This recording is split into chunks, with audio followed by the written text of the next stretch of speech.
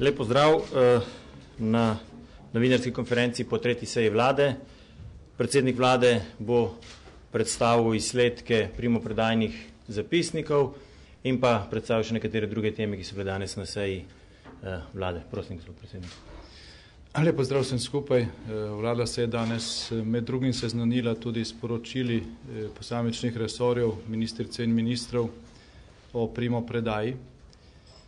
Glede na to, da je bil to zahteven projekt in glede na omejen čas smo se koncentrirali predvsem na ugotavljanje finančnega stanja, ki so ga kolegica in kolegi našli v resorjih, ki so jih prevzeli. To je tudi ključno z ozirom na terminski načrt, ki ga ima vlada in po katerem se ukvarjamo v tem času v veliki meri predvsem za pripravo rebalansa proračuna. O primopredaji smo ugotavljali, kakšno je finančno stanje v posamečnih resorjih glede na proračun, ki je bil sprejet za letošnje leto in predvsem glede na že prevzete obveznosti. Zdaj v seštevku je ta primopredaja pokazala, da je bilo za letošnje leto prevzetih za okoli pol milijarde, se pravi za okoli 500 milijonov evrov več prevzetih obveznosti, kot je bilo v proračunu načrtovanih sredstev. Če pa temu prištejemo še potrebe, ki izhajajo iz zakonodaje, iz pravic in obveznosti, ki jih ima vlada oziroma iz pravic, ki jih imajo proračunski uporabniki in obveznosti, ki jih ima vlada do njih, potem pa ta razkorak med proračunom, ki je bil sprejet za letošnje leto in sredstvi, ki bodo na voljo, znaša skoraj milijardo evrov. Torej, če sem še bolj natančen, ne gre toliko za razkorak med sredstvi, ki bodo na voljo in sprejetim proračunom, ampak gre za razkorak med obveznostmi, ki so bile prevzete in med sredstvi, ki so planirana v proračunu. Zdaj, kakšna bodo dejansko možno sredstva, ki jih bomo zbrali v letošnjem proračunu, bo jasno, ko bo vlada naslednji teden verjetno določala makroekonomski okvir proračuna oziroma proračunskih dokumentov. Zdaj, iz te številke, ki je velika, ki predstavlja več kot 10% proračuna, izhaja, da proračunski dokument, ki ga imamo za letošnje leto, ne more biti neka realna osnova oziroma podlaga za pripravo rebalansa proračuna, zato se bo vlada bolj naslonila v smislu osnove na realizacijo proračuna v lanskem letu. Zdaj, ta izsledek oziroma to spoznanje, ta rezultat, kar se financ tiče, je pomemben zaradi tega, ker kaže zelo nazorno, kam lahko pride država v situaciji, ko nima delujoče vlade oziroma ko se politična kriza vleče več mesecev. Slovenija se je vlekla tam od septembra, ko je bila prejšnji vladi izglasovana nezaupnica, pa do 10. februarja. In kakšna je cena takšne politične krize v milijonih, lahko bi celo rekli milijardi evrov. Tako da za prihodnje se je treba narediti vse, da se takšnim situacijam izognemo. Govorimo o predlogih, ki so dani za to, da se popravi oziroma dopolni slovenska ustava, tako da bo možno takšne situacije, takšne politične krize v Sloveniji skrajšati. Jaz upam, da bo vsaj dvotretjinska večina za te predloge, ki so podani, da nikoli več ne bo možno delati takšnih seštevkov. Širšo sliko, ki smo jo našli o primopredaji, predvsem v makroekonomskem smislu, bom jaz skupaj s pomočjo nekaterih drugih kolegov iz vlade širše predstavil socialnim partnerjem v ponedeljek na seji ekonomsko-socialnega sveta. Bo tokrat nekoliko razširjena, tako po temi kot po udeležencih. S predsednikom so se dogovorila, da bo ta seja v ponedeljek popoldan v Kongresnem centru Brdo odprta za javnost, tako da ste vabljeni. Vlada tam predstavlja širšo sliko stanja v Sloveniji, pa tudi v mednarodnem okolju Predstavili pa bomo tudi izhodišča za nov socialni sporazum, ki jih je vlada sprejela na prejšnji seji. Danes pa smo dopolnili vladni del ekonomsko-socialnega sveta. S tem so izpolnjeni vsi formalni pogoji za to, da socialni dialog steče. Pričetek bo v ponedeljek, popoldan na Brdu, in kot rečeno, tam bomo predstavili poleg te makroekonomske in javnofinančne slike države in evropskega okolja tudi ta izhodišča za socialni sporazum. Morda nekaj več besed o tem. Gre za pomemben korak, za prvi korak v namenu, da pridemo do socialnega sporazuma v dveh fazah. V prvi fazi se bomo skušali uskladiti vlada in socialni partnerji o stanju, v katerem trenutno smo. Temu služijo ta izhodišča, ki jih je vlada sprejela na prejšnji seji. Smatramo, da bomo preko takšnega pristopa hitreje prišli do cilja. Ta izhodišča so relativno splošna, oziroma predlog izhodišč, ki jih je sprejela vlada za nov socialni sporazum, so relativno splošna, vendar pa dovolj konkretna, da omogočajo poenotenje o stanju, v katerem v tem trenutku Slovenija je, oziroma da omogočajo, da vsi, ki bomo sodelovali pri oblikovanju socialnega sporazuma, prej preden vidimo posamična drevesa, zagledamo gost. Računamo, da bo možno sama izhodišča uskladiti v relativno kratkem času, nekaj tednov. Po podpisu teh izhodišč pa se bodo pogajalci lotili novega socialnega sporazuma. Pristop bo nekoliko drugačen, kot je bil v preteklosti, ko je vlada predlagala nek tekst in so potem socialni partnerji na tisti tekst dajali pripombe. Zdaj bo določen nek rok, če do seveda partnerji sprejeli takšen pristop, v katerem bo vsak lahko predlagal posamične točke vsebine tega socialnega sporazuma. Potem, ko bomo zbrali te predloge, bo delovna skupina oblikovala prvi delovni osnutek, ki bo imel zelo verjetno veliko variant in alternativ, in okrog tega bo potem stekla prva faza pogajanj, kjer bomo skušali zadevo pripeljati v fazo, ko se bodo te dileme izčistile v nekaj rešitev na posamičnih področjih. In tem zaključku bo potem prišlo do poskusa končne uskladitve besedila socialnega sporazuma. Računamo, oziroma rok je predlagan v teh izhodiščih, je, mislim, da tam 20. junij.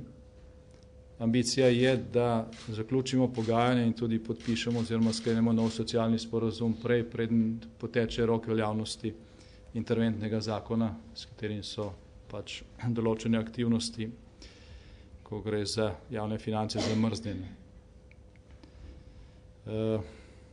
Imeli smo nekaj kontaktov z posamičnimi partnerji v okviru socialnega partnerstva, ki večinoma pozdravljajo tak pristop.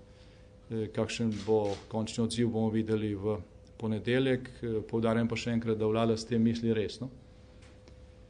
Na seji ekonomsko-socialnega sveta bomo povabili tudi predstavnike opozicijskih strank, ne zato, ker bi želeli narediti z njih socialne partnerje, oni so politični partnerji, ampak zato, da skupaj poslušamo in se seznanimo z to sliko in stanjem, v katerem država je, in potem delamo ločeno od tega socialnega sporazumevanja.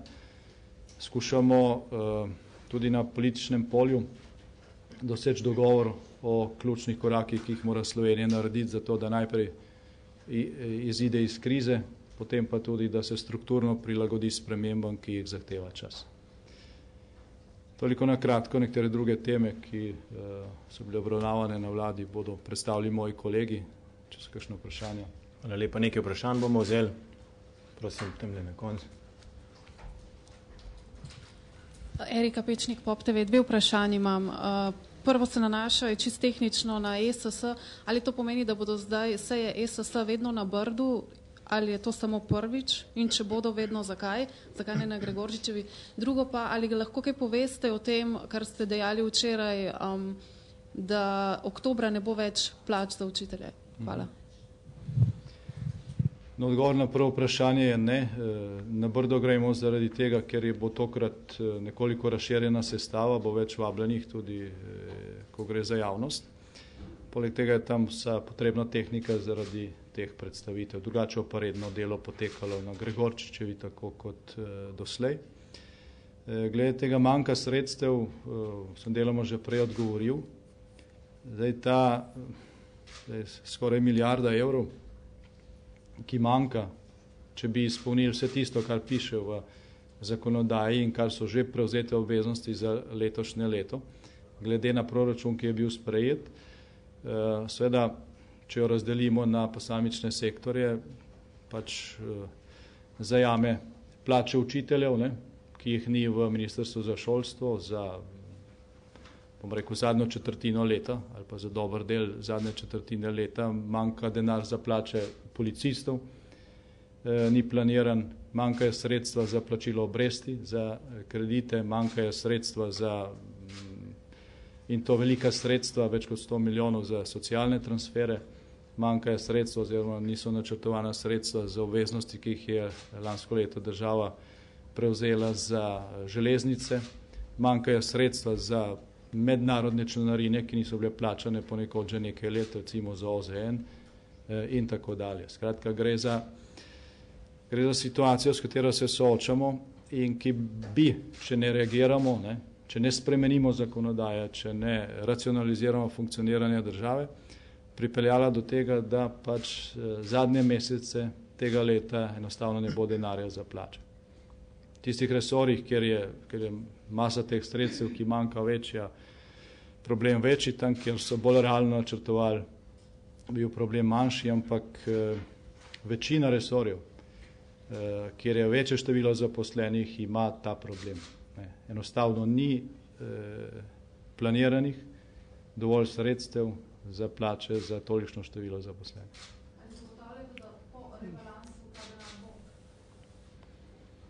Tega v tem trenutku ne more nihče zagotoviti, ko bodo postavljeni pač ti makroekonomski okviri rebalansa proračuna, se bo vedelo, za koliko ta denar bo. Hvala lepa. Še predstavite, če se lahko na začetku. Vrtovec STA. Prosila bi vas za en komentar na današnjo napoved Evropske komisije, da se bo slovensko gospodarstvo letos skrčilo za 0,1%.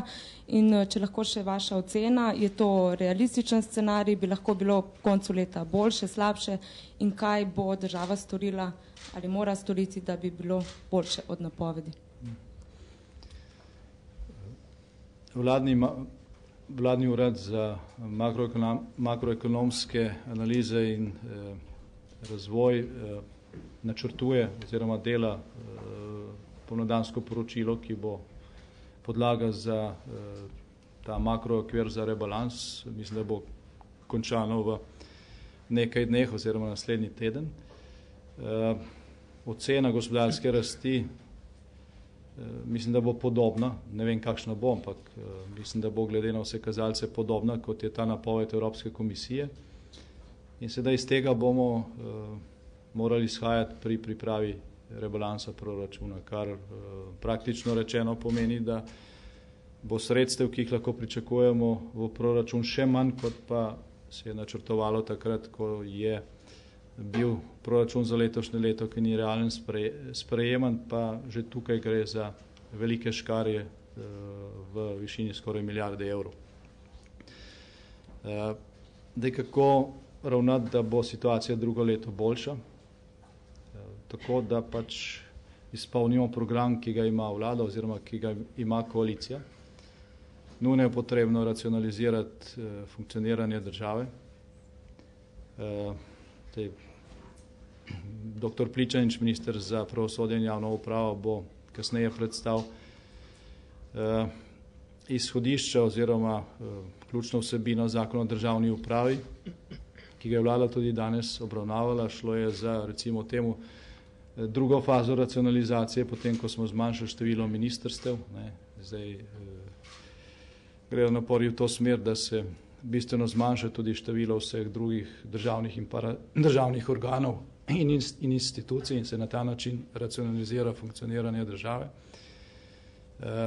Je pa to seveda samo polovica dela, ki nas čaka. Druga polovica je zagon ponovne rasti in v zvezi s tem so v našem programu predvideni ukrepi, ki bodo omogočili, da bo gospodarstvo delovalo da se bo gospodarstvo pri delovanju srečevalo z manj birokratskimi ovirami, da bo finančni servis za gospodarstvo bolje deloval preko seveda sanacije bančnega sistema in da bo podjetništvo v Sloveniji deležno pač tretmaja, ki omogoča, da dosega rast in ustvarja tudi nova delovna mesta. Se pravi, problema se lotevamo na obeh straneh.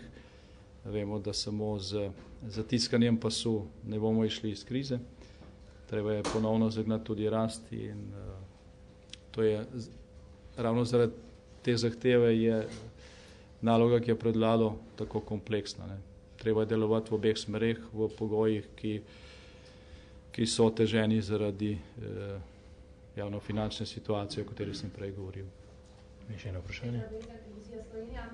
Vi ste že dejali, tudi vaši ministri, odpuščanja so realnost. Ampak mi smo recimo izračunali, da v prvem letu odpuščeni delavec stane več kot redno zaposleni delavec. Me zanima, če morebiti razmišljate, da bi ponudili socialnim partnerjem nižanje plač in bi tako pač obdržali zaposlene z nižjimi plačami. In še drugo vprašanje, glede univerzijade me zanima. Mednarodna zveza nas bo tožila, to nas morda utegne veliko stati, celo več kot prireditev, menda, kaj pravite na to? Na to zadnje težko karkoli rečem. Vlada je že na prejšnji seji ugotovila, da sredstev za univerzijado v proračunu ni načrtovanih in da teh sredstev tudi ni možno zagotoviti z rebalansom proračuna. In tam, kjer ni, tudi pač ta mednarodna organizacija ne bo mogla vzeti. Kar se tiče prvega vprašanja, je tukaj treba gledati na problem oziroma na dilemo strukturno ali pa, če hočete, srednjeročno in dolgoročno. Eno je znižati porabo v proračunu tako, da črtaš izdatke, ki obremenjujejo davkoplačevalce samo v tekočem letu. Se pravi, investicije, recimo, ki so planirane za letos, če to črtamo, se da nekaj pridobimo, tisto vsoto pridobimo v letošnjem letu. To seveda ni rešitev. Rešitev je, da se izdatki strukturno zmanjšajo, kar seveda pomeni, da če znižamo zdaj dejansko preglomazno organiziranost državnega ali pa paradržavnega sektorja v Sloveniji in s tem povezano zaposlenost, to pomeni, da ti prihranki niso samo v tekočem letu in tekočem proračunu, ampak tudi drugo leto in tako naprej. In imate prav, ne, glede na to, da imajo tisti, ki so zaposleni v javnem sektorju, enake pravice kot v gospodarstvu. V primeru, da nekdo izgubi delovno mesto, dobi pravico do odpravnin in vsega ostalega in to je seveda strošek, vendar je to en kratek strošek, ne, ki ga je treba plačati v tekočem letu. Ne bremeni pa to proračuna naslednje leto, pa leta 2014, 2015 in tako naprej. In to je tisto, kar bo seveda tudi delegacija Evropske komisije natančno pogledalo. Ne.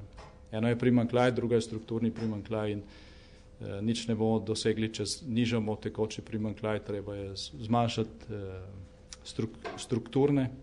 strukturni primanjkljaj in s tem pač narediti proračun in javno porabo vzdržno dolgoročno, ne samo za eno leto. Prosim, še en vprašanje. Kristina Hacin kanala, jaz bi imela vprašanje, če lahko mogoče kratek komentar na tisti dve temi, ki prideta kasneje, torej poroštvo Teša in pa prenos tožilstva. Pa še to me zanima, glede na to, da je danes obletnica smrti dr. Drnovška, mogoče po čem se ga vi najbolj spominjate, po čem vam bo ostal v spominu? Najprej na to vprašanje, na to zadnje vprašanje, morda tudi zaradi teme, ki je danes prevladovala na seji vlade, se dr. Drnovška velikokrat spominjam po izjavi, ki jo je bil sem mislil v 3 ali 4 njegovih vladah, kjer je bil on predsednik, ki je večkrat izrekel o proračunskih razpravah. To pa je, da se mora država sprijazniti tem, da lahko porabi toliko, kot ustvari. To je stavek, ki verjetno ni originalno njegov, sem ga pa tudi jaz že velikokrat ponovil. Glede prvih dveh vprašanj boste dobili lahko natančne odgovore od obeh mojih kolegov. Dejstvo je, da smo sprejeli odločitve, ki jih je bilo pač potrebno sprejeti. Nadaljne zavlačevanje situacije pač ne bi reševalo. Je pa vlada, kljub temu, da je bila to šele 3. seja, zadevo preučila, mislim predvsem na problematiko poroštev za T6 in zdaj vsaj približno vemo, kakšna je slika in kakšna je situacija. Mene pa zanima spreminjanje koalicijske pogodbe. Kaj ste se predsedniki strank včeraj dogovorili, kje boste koalicijsko pogodbo spreminjali in na kakšen način? V igri je seveda prenos tožilstva in pa gospodarske diplomacije. Kar se tiče gospodarske diplomacije, mislim, da je večina koalicijskih partneric pač dokončala proceduro in bo podpisan protokol, ki pogodbo spreminja v tem smislu, da gospodarska diplomacija formalno, strukturno ostaja na Ministrstvu za zunanje zadeve, funkcionalno pa se seveda poveže tudi z gospodarstvom, tesneje kot je bilo doslej, in jaz mislim, da je to dobra rešitev. Zdaj, glede drugega vprašanja smo dobili uradni predlog ene od koalicijskih strank, obravnavali ga bomo in če bo soglasje, bo pogodba spremenjena, če soglasje ne bo, pogodba ne bo spremenjena. Ja, ampak ni odvisno samo od mene. Mi imamo pač v stranki proceduro in organi stranke bodo ta predlog obravnavali, pa verjetno tudi drugi. Naj pa povem še to, da to ni ključno vprašanje, to ni tema, ki bi jo vlada danes obravnavala. Mi smo obravnavali zakon o državni upravi, kjer je bilo treba rešiti na desetine težjih dilem, tako da to je samo videz, da se vlada s tem ukvarja. To ni stvar vlade. Dokler koalicijska pogodba ni spremenjena in dokler velja nek zakon, potem delamo v skladu s to pogodbo in s tem zakonom. Če se spremeni, bomo stvar spremenili. Reči bomo čakali, dokler se to ne spremeni, nima smisla, ker potem lahko odpremo vsako določbo in čakamo do konca mandata. Še eno vprašanje. V mikrofon. Jure Bračko, Pop TV, sicer bo o Tešu več govoril gospod Černač, pa vendar včeraj ste nekaj o tem že govorili. Protikorupcijska komisija je poleg pristojnih ministrstev pozvala tudi vlado, da se odloči, da argumentira nekatere odločitve. Kakšen je vaš pogled na to, čisto konkretno, je bil projekt voden racionalno, kakšni naj bi bili nekateri ukrepi? No, potem, kar je doslej znano, vsaj za določen del tega projekta ni možno reči, da je bil voden racionalno. Tudi na osnovi gradiv, ki jih je danes obravnavala vlada, se to potrjuje. Vlada je že na prejšnji seji zahtevala nekatera dodatna pojasnila, pravzaprav je te zahteve samo ponovila, ker je že prejšnja vlada spomladi lanskega leta zahtevala od vseh pristojnih za to investicijo dodatna pojasnila in kolikor vemo, jih še vedno ni dobila. In zaradi tega je tudi pozitivno mnenje na zakon o poroštvih pogojevan. Vlada je postavila določene pogoje, pod katerimi je to mnenje lahko pozitivno, oziroma vlada daje pozitivno mnenje. Ni pa vlada tista, ki to odločitev sprejema, sprejemajo državni zbor. Skratka, tudi če se ta projekt nadaljeval, je potrebno za nazaj ugotavljati odgovornost za neracionalno ravnanje in za naprej zagotoviti, da bo ta investicija vodena racionalno. Hvala lepa. Hvala, predsednik. V nadaljevanju, kot je bilo omenjeno, je vlada obravnavala tudi zakon o državni upravi, zato vabim ministra za pravosodje gospoda Pličaniča, da se mi pridruži na novinarski konferenci.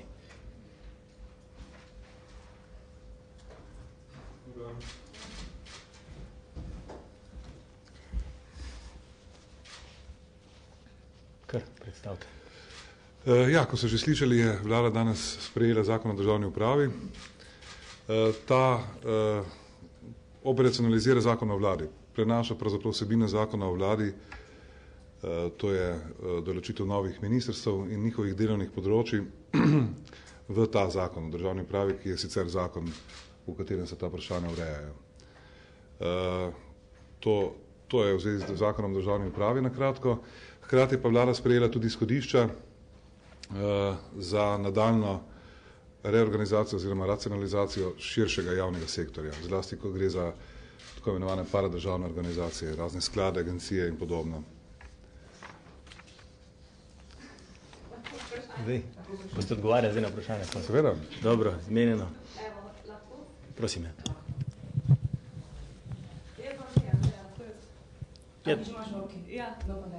Petra Bezjak, Televizija Slovenija.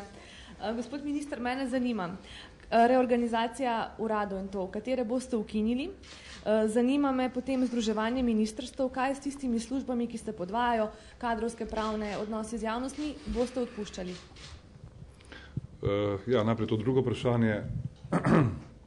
Pri tistih ministrstvih, ki so združena prejšnja 2 ali pa 3 ministrstva, bomo seveda te dvojnosti odpravili. Ne? Podlaga za to odpravo je ravno ta zakon o državni upravi in potem podzakonska regulativa, ki bo sledila temu zakonu, uredba o notranji organizaciji in uredba o organih sestavih. In potem še uredba o sistemizaciji. Ti 3 podzakonski akti bodo podlaga za racionalizacijo tistih resorjev, ki so združeni resorji prejšnje vlade. Kar se pa tistega prvega vprašanja tiče, katere urade bomo ukinili in tako naprej, na splošno ste to imeli v mislih? Mislite vladne službe? Ja, zdaj tudi o tem smo danes razpravljali in recimo nekaj takih služb bomo ukinili in njihova delovna področja prenesli v delovna področja posameznih resorjev. Torej, primer takih vladnih služb so recimo vladna služba za podnebne spremembe, potem za enake možnosti, za narodnosti, pa še nekaj je drugih. Verske skupnosti, tako ja. Ne, ta pa ne. No, mogoče sem še dopolnilo, da danes ni bila zaključna opravljena razprava, ker se bo v naslednjem tednu tudi potekala razprava na to temo, ne? Tako da ni še končni predlog. Je pa časovnica zbrana. Ne? Samo še pod vprašanje, no? Glede odpuščanja, se bodo pač podvajali kadri, no? Recimo na tem super ministrstvu od gospoda Turka so trojne službe. Ali bodo ti ljudje, ki so odveč, odpuščeni? Tudi to ministrstvo, ki ga jaz vodim, je super ministrstvo. Hecam se. Ne, seveda, ko gre za recimo funkcije generalnih sekretarjev in podobno, v bodoče bo en sam generalni sekretar. Ne. Bivši zaposleni, torej tisti, ki so zdaj na teh funkcijah, bodo pač prerazporejeni na neka druga delovna mesta. Ne. Tudi nasplošno je moje mnenje, ko gre za racionalizacijo državne uprave, da je moje mnenje pač, že odpuščanje nek zadnji ukrep, ne, ultima ratio, se pravi, čisto na zadnje pride to na vrsto, ker je ogromno rezerv znotraj državne uprave, ko ponekod primankuje ljudi, ponekod jih je preveč in se da to s temi razporejenimi in premestitvami urediti in hkrati tudi racionalizirati, ne, ker to je tudi racionalizacija.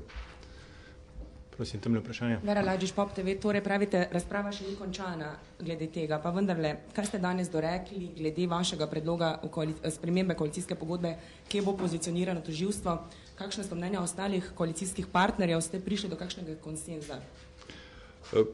Torej, danes o tem sploh nismo razpravljali, ker to je vlada Republike Slovenije, ne.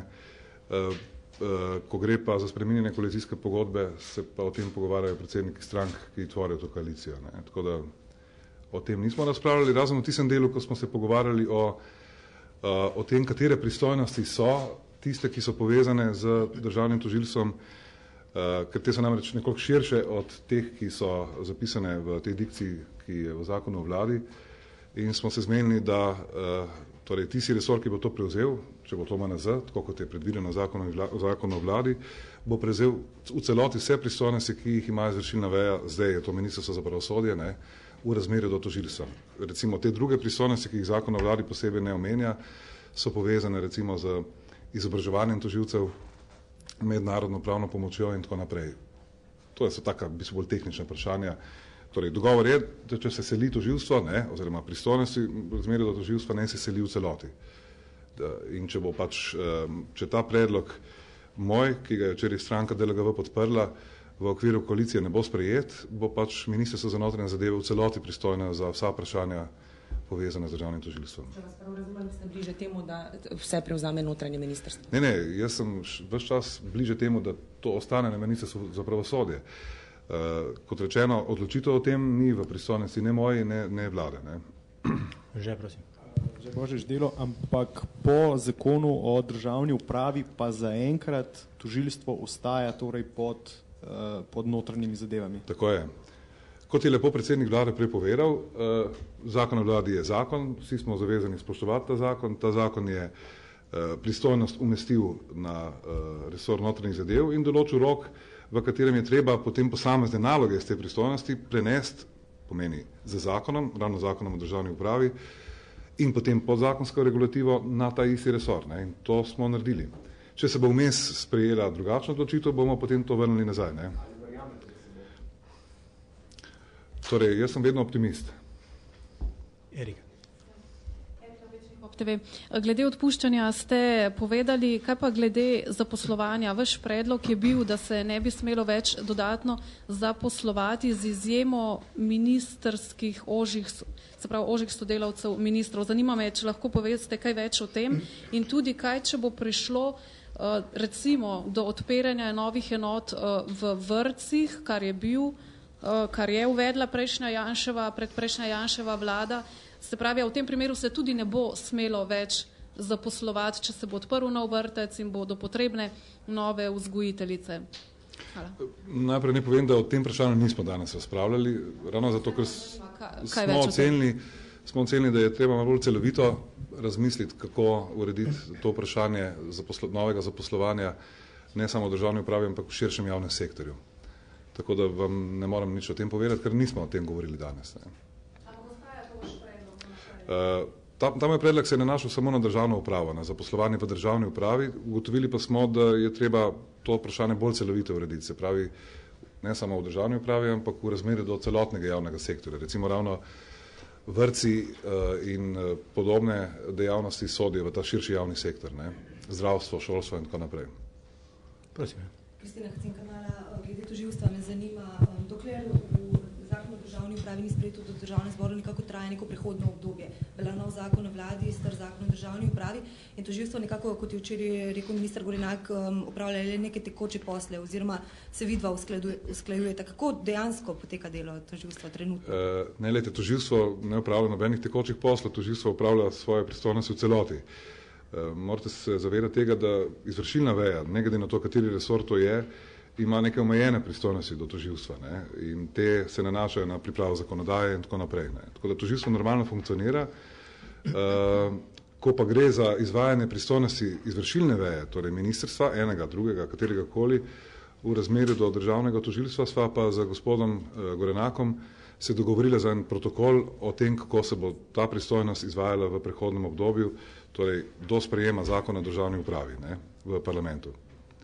In ta protokol je sklenjen, čisto konkretno je opredeljeno, kako se bodo posamezne pristojnosti, ki jih ima zdaj še, ki jih dejansko še izvaja Ministrstvo za pravosodje, ne, ker ta prenos, še enkrat ponavljam, se bo zgodil z zakonom o državni upravi in uredbami, ki bodo sprejete na podlagi zakona o državni upravi. Do takrat sva se pa s tem protokolom dogovorila, kako se bo ta pristojnost izvajala. V osnovi je vsebina tega protokola ta, da zaposleni na Ministrstvu za pravosodje, ki te naloge izvajajo, jih izvajajo še naprej in se nekako medsebojno obveščamo, torej mi obveščamo Ministrstvo za notranje zadeve in tako naprej. Ne. To je nekako v grobem ta vsebina tega dogovora. Mislim, da ni več dodatnih vprašanj. Se ministru zahvaljujem. Hvala.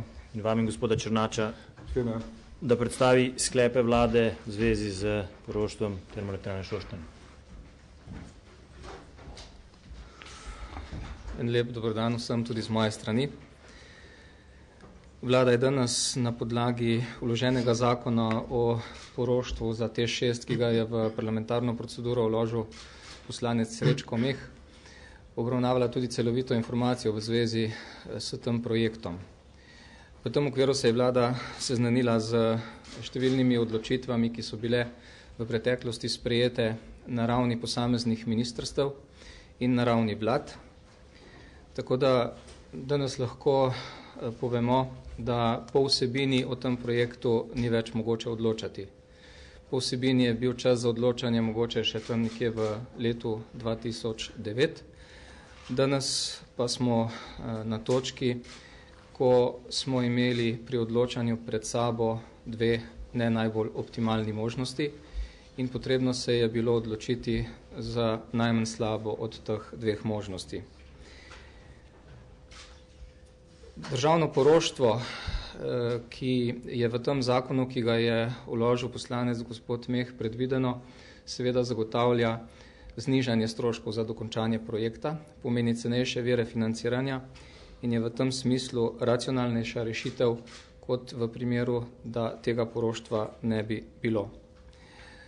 Tako da je bilo mnenje oziroma stališče, ki ga je danes sprejela vlada, pozitivno glede opredelitve do državnega poroštva, seveda pa ob predpostavki uveljavitve ustrezne odgovornosti do vseh tistih, ki v preteklosti niso storili vsega, kar bi bilo mogoče, da bi bil ta projekt voden bolj gospodarno, bolj transparentno in z večjimi optimalnimi učinki. Lahko ugotovimo, in to so ugotavljali številni organi že v preteklosti, veste, da so bile na tem projektu opravljene številne revizije, da ta projekt ni bil voden najbolj gospodarno. V enem delu bi lahko dejali, da je bil voden negospodarno, tudi neracionalno, s premajhno skrbnostjo. Projekt je bil začet pred dobrimi 6 leti, ob predpostavki, da bo vrednost tega projekta nekje okrog 600 milijonov evrov. In v teh razmerah in v teh okvirih je bila seveda ta odločitev ustrezna, tudi zaradi cilja zagotovitve dolgoročne preskrbe naše države za električno energijo. Verjetno veste, da približno tretjina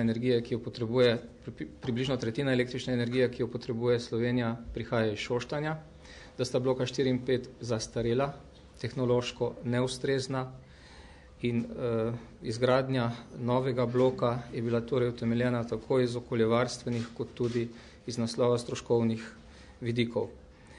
Poleg tega je bila utemeljena za izkoristkom lignita na tem območju z ohranitvijo delovnih mest, predvsem pa tudi z zmanjšanjem emisij CO2. V toku tega projekta je seveda prišlo do bistvenih sprememb, do največje v letu 2009 in danes smo na točki, ko je ocena o tem, da je ta projekt oziroma da je vrednost tega projekta v tem obdobju nekako podvojena. Vkolikor bi se projekt ustavil na tej točki, bi bila izguba oziroma škoda iz tega naslova glede na podpisane pogodbe nekje v višini 600 milijonov evrov, ob tem, da bi bilo potrebno dokapitalizirati HSE v višini približno za 400 milijonov evrov, seveda ob tem, da bi imela Slovenija velike probleme z nadaljno oskrbo električne energije in tudi z emisijami CO2 in z okoljskimi vprašanji. Nenazadnje, nedolgo tega nazaj, smo verjetno vsi videli, kako je pomembna energija iz Šoštanja. Bili smo v obdobju, ko so bile zaprte praktično vse linije iz tujine, ko hidroelektrarne niso mogle delovati, ko je imela probleme z delovanjem nuklearka zaradi pregrevanja Save in takrat je Šoštanj zagotavljal več kot polovico potrebne električne energije. Torej, upoštevaje vse te okoliščine, upoštevaje dejstvo, da se je potrebno odločati med dvema rešitvama, ki nobena od teh ni najbolj optimalna, se je vlada odločila za manj slabo rešitev, torej tisto, ki bo omogočila, da bo ta investicija dokončana ceneje, kot bi bila brez državnega poroštva. Že na prejšnji seji je vlada sprejela sklep, na drugi seji dne 16. februarja, s katerim je pristojno ministrstvo, torej Ministrstvo za infrastrukturo in prostor, zadolžila, da izvede ustrezne postopke za uveljavljanje odgovornosti za nepravilnosti in pomanjkljivosti pri projektu. Rok, do katerega moramo to storiti, je konec aprila letos. Prav tako je vlada na tej seji naložila vodstvom družb Termoelektrarne Šoštanj in Holdinga Slovenske elektrarne, da ugotovljene nepravilnosti pri dosedanjih pripravah in vodenju projekta postavitve nadomestnega bloka 6, ki so bile ugotovljene v poročilu PricewaterhouseCoopers Ljubljana, ustrezno sankcionira ter najkasneje do 15. marca letos pripravi pisno poročilo o izvedbi ukrepov navedenih v izjavah vodstev TEŠ in HSE 5. oktobra 2011. Na današnji seji pa se je vlada po seznanitvi z celovito in podrobno informacijo o tem projektu odločila, da glede na visoko stopnjo tveganja projekta in ob upoštevanju visoke izpostavljenosti države kot lastnice HSE do projekta izgradnje bloka 6 TEŠ, je vlada kljub tomu pripravljena prevzeti dodatno tveganje z izdajo državnega poroštva za projekt blok 6 v višini 440 milijonov evrov, torej poroštva za zakon, ki ga je vložil poslanec Srečko Meh pod sledečimi pogoji. Prvič, investitor mora opraviti pogajanja z vsemi dobavitelji s ciljem znižanja vrednosti iz noveliranega investicijskega programa 4 in jih čim bolj približati vrednostim iz noveliranega investicijskega programa 3, pri čemer morajo biti v končni vrednosti zajeti vsi potrebni stroški. Naprimer stroški povezovalnega voda za priključitev v elektroenergetski sistem, ki sedaj niso bili zajeti, in ostali. Drugič, med premogovnikom Velenje in termoelektrarno Šoštanj mora biti pred odobritvijo državnega poroštva sklenjena pogodba o dolgoročni dobavi lignita po maksimalni ceni iz noveliranega investicijskega programa 4, to je 2,25 evra na gigajoule. Tretjič, investitor mora zagotoviti dokončanje projekta po priloženem terminskem načrtu. Četrtič, investitor mora zagotoviti vse pogoje za doseganje donosnosti projekta v skladu s sektorsko politiko za področje energetike. In petič, investitor mora zagotavljati zmanjšanje emisij CO2 v skladu s predvidevanji iz noveliranega investicijskega programa 4. Vsi ti pogoji morajo biti vključeni v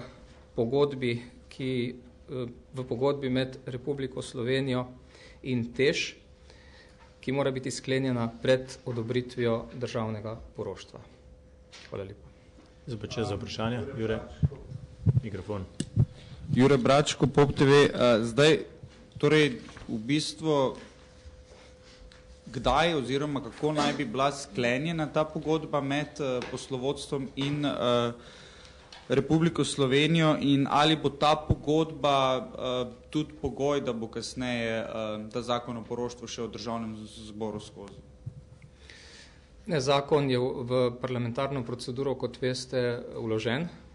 Govorimo o zakonu, ki je že vložen in vlada je danes sprejela mnenje do tega zakona in ta zadnji pogoj bo oblikovan v okviru amandmiranja tega zakona skozi ustrezen amandma.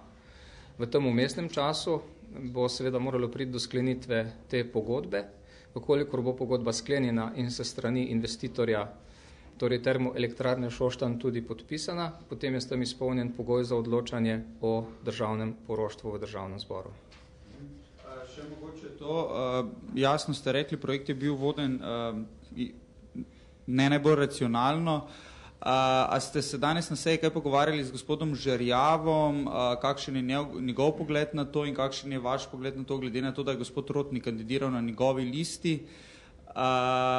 in da ta govor o neracionalnosti leti predvsem na gospoda Rotnika? Zdaj o konkretnih imenih se seveda nismo pogovarjali. V tej obsežni dokumentaciji je kar nekaj primerov, ki kažejo na to, da so posamezne faze projekta potekale ne najbolj gospodarno in najbolj racionalno. Mislim, da je potrebno stvari ugotoviti ad rem in ne ad personam in ni pomembno, za koga v tem primeru gre in v skladu s tem tudi ukrepati. Gospod Žerjav ni kakorkoli komentiral tega? Vsi člani vlade so se strinjali z vsemi temi odločitvami, ki so bile danes sprejete. Kristina.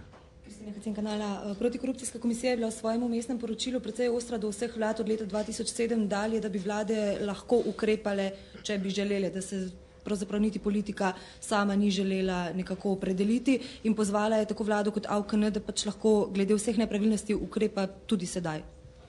Da naj se nekaj izgovarjati na vse pristojne organe v smislu Nacionalnega preiskovalnega urada, Protikorupcijske komisije, kriminalistov in tako dalje. No, če ste prej poslušali, vsi ti sklepi, ki so bili sprejeti, gredo točno v tej smeri. Ne?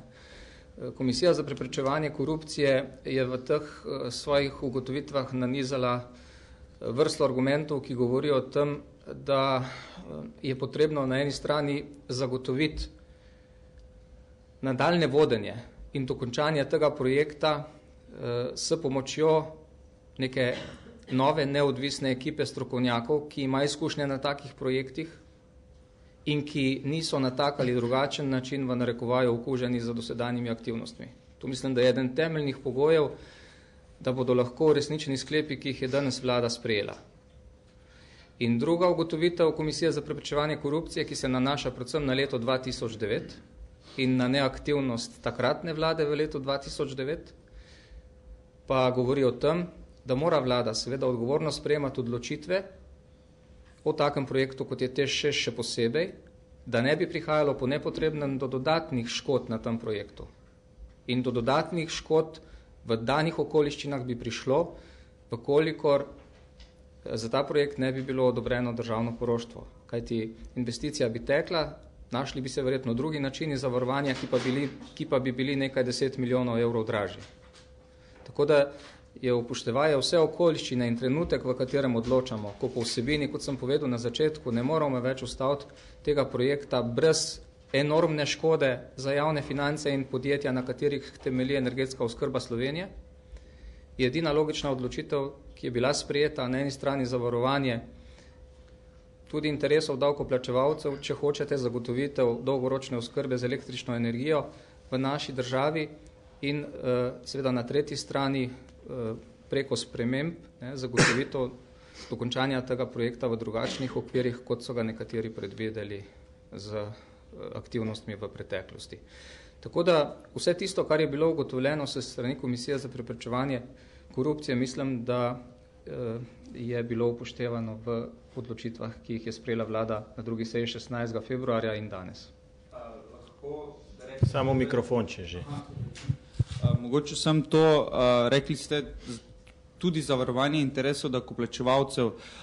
Je torej vaše mnenje, da bi termoelektrarna Šoštanj morala biti zavezana javnemu naročanju? Teh odločitev za nazaj ne moramo več spreminjati. Vse pomembne odločitve so bile sprejete. Največja pogodba je bila že davno podpisana. Ampak od zdaj naprej? Vnaprej pa sem jaz zaveznik tega, da so vsa naročila v javnem sektorju čim bolj transparentna in da se izbira opravlja na tak način, da je velik poudarek skrbnosti in izbiri dejansko najugodnejšega ponudnika ob ustreznem zavarovanju javnega interesa. Kar pomeni, da je seveda to mogoče doseči preko pravil, ki veljajo za javno naročanje, pa tudi, če ta pravila se ne spoštujejo, mnogokrat se lahko racionalnejše odločitve sprejmejo tudi brez tega. Pomembno je, kdo jih sprejema in na kakšen način in da tisti, ki jih sprejmejo, potegnejo odgovornost zanje.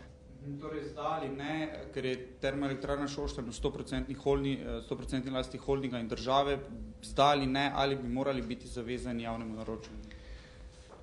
Vnaprej bodo morali vsi, ki bodo upravljali naročila na tem področju, delovati tako, kot bi delovali, če bi zasledovali lastne interese. Tako kot vi pri svojih odločitvah delujete gospodarno in racionalno, sem trdno prepričan, morajo delovati tudi vsi tisti, ki upravljajo z javnimi ali pa parajavnimi sredstvi. Prosim, tako da vprašanje. Andreja Baslej, Žurnal 24. Mene zdaj zanima, ker v preteklosti je bilo veliko dilem o tem, kdo je videl pogodbo, kaj je v pogodbi in tako naprej. Ali ste seznanjeni s pogodbo, to se pravi, ki je bila podpisana z Alstomom, če niste, zakaj ne, če se vam pač to ne zdi, da je potrebno, če obstaja kakšne druge zakonske ovire za to, potem ali zdaj vlada ima kakšnakoli zagotovila, ker menda je v pogodbi pač določena formula, ki omogoča precejšno rast pač vrednosti in osebe, ki so videle, ki naj bi videle to pogodbo, pravijo, da v bistvu pravzaprav formula tudi v bodoče omogoča rast te investicije in v bistvu ali ste določili, to se pravi, ali sem vas prav razumela, da sta TEŠ in HSE tista dva, to se pravi uprave obeh družb, tiste, ki bodo vlagale potencialne kazenske ovadbe, odškodninske tožbe zoper te, ki so bili v preteklosti neracionalni. Ne, najprej odgovorim na ta zadnji del vašega vprašanja. Na našem ministrstvu smo odgovorni in po sklepu vlade tudi zadolženi za to, da potegnemo ustrezno odgovornost, da jo tudi uveljavimo. Glede pogodb, da, videli smo jih tudi vse dodatke in ta kapica je sedaj postavljena. Stroški ne morejo več rast, tistega, kar pa je bilo storjeno za nazaj, se pa seveda ne da popraviti. V določenem obdobju je bila klauzula, ki je izrazito favorizirala ponudnika, ne pa naročnika, kar seveda tudi je pomenilo največji problem pri tej investiciji. Sedaj to ni več mogoče. Če ste pozorno poslušali, sem jaz v prvem sklepu vlade citiral ugotovitev oziroma sklep, ki govori o tem, da je potrebno storiti vse, da se vrednosti, ki so sedaj opredeljene v noveliranem investicijskem programu 4, čim bolj približajo vrednostim iz programa 3, kar pomeni, da mora poslovodstvo upraviti pogajanja in doseči znižanje vrednosti. Tako da vrednosti se glede na NIP 4 ne smejo povečati niti za 1 evro. Ampak je treba... Ja, razlika med noveliranem 4 in 3 je približno 100 milijonov evrov. In kaj bi bilo, Vesna Deržek, TV Slovenija, kaj bi bilo pa za vas sprejemljivo od teh 100 milijonov? Kaj, 50, znižanje za 50 milijonov bi bilo to že dovolj ali ne? Mislim, ker ni konkretne številke, ne? Vi govorite, da se mora cena znižati iz NIP 4 in se približati vrednostim iz NIP 3. Dokod? Glejte, jaz sem prej uvodoma povedal, da smo na točki, ko so stvari večinoma zaprte. Ko je zelo težko doseči glede na podpisane pogodbe kakšno pomembno racionalizacijo te investicije. Verjamem pa, da to ni nemogoče. In verjamem, da vkolikor bo vodenje tega projekta prevzela usposobljena ekipa, profesionalna ekipa v bodoče, da je to toliko bolj mogoče. Koliko bo mogoče v tem postopku doseči, je pa danes preuranjeno vprašanje. Mislim, da vsak evro, ki bo prihranjen, je dobrodošel. Hvala lepa. Še nekaj, prosim, zdaj ste govorili o tem, da mora projekt prevzeti profesionalna ekipa. To pomeni, da je gospod Tot neprofesionalen oziroma ekipa, ki zdaj vodi TEŠ ali pač investicijo, ali to pomeni, da boste menjali. In še eno vprašanje, o ceni lignita govorimo.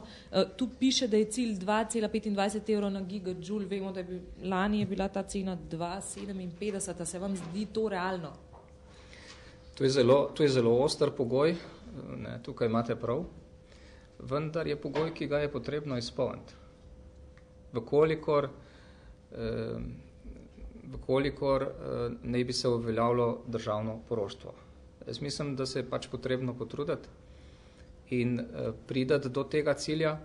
Ni pa ta cilj nemogoč. Konec koncev je zapisan v noveliranem investicijskem programu 4, kar pomeni, da če je bil zapisan v nekem programu, kjer se je opredelilo posamezne parametre te investicije, je seveda to cilj, ki je po moji oceni dosegljiv. TEŠ 6 bo začel po tem terminskem planu poskusno obratovati leta 2015, kar pomeni, da je mogoče v tem procesu storiti marsikaj in jaz sem trdno prepričan, da bodo vsi storili vse, da bo do tega tudi prišlo. Glede ekipe, to seveda ni stvar vlade ali posameznega ministra, to je stvar trenutno tistih, ki imajo upravljavska upravičenja glede podjetij, kot sta TEŠ in Termoelektrarna Šoštanj in HSE, vendar pa so ti sklepi, pa tudi stališča Komisije za preprečevanje korupcije in tudi revizijske ugotovitve take, ki govorijo o tem, da bi bilo to ne samo racionalno, pa skoraj nujno v prihodnje storiti. Hvala lepa. Hvala za ta pojasnila.